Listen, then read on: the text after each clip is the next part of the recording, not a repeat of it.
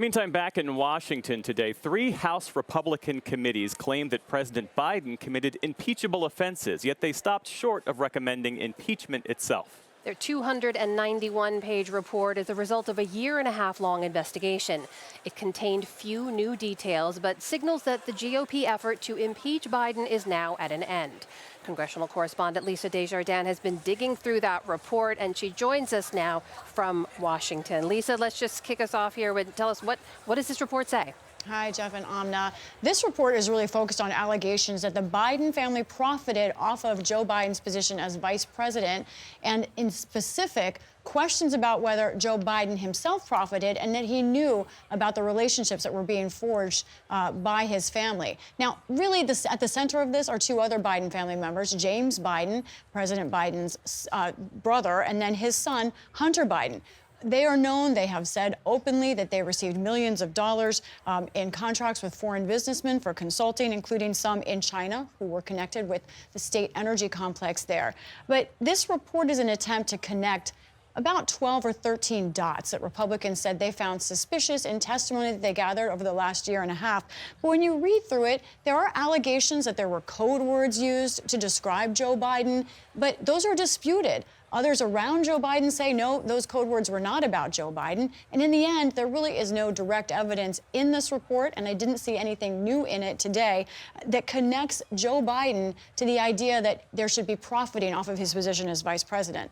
Nonetheless, Republicans say that the circumstantial evidence that they gathered was enough. Here is their conclusion from this report. They wrote President Biden's participation in this conspiracy to enrich his family constitutes impeachable conduct. So then what are they doing? They wrote in the conclusion, the committees present this information for evaluation and consideration of appropriate next steps.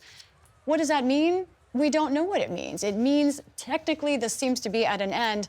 Democrats are responding as if this is an end. This is from a White House spokeswoman who's talked to me today, wrote, this failed stunt will only be remembered for how it became an embarrassment that their own Republican members distanced themselves from, as they only managed to turn up evidence that refuted their false and baseless conspiracy theories.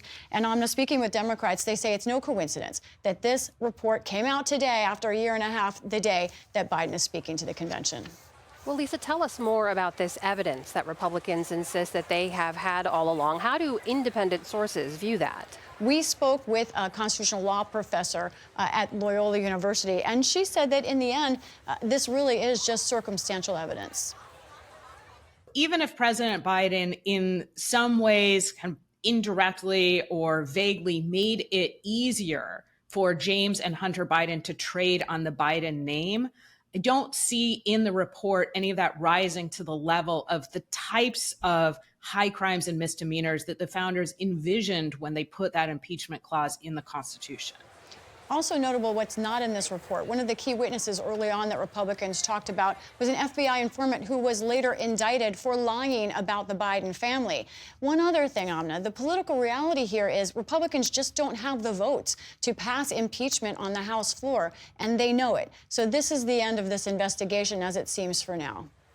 That is our Lisa Desjardins reporting tonight from Washington. Lisa, thank you so much. Good to speak with you.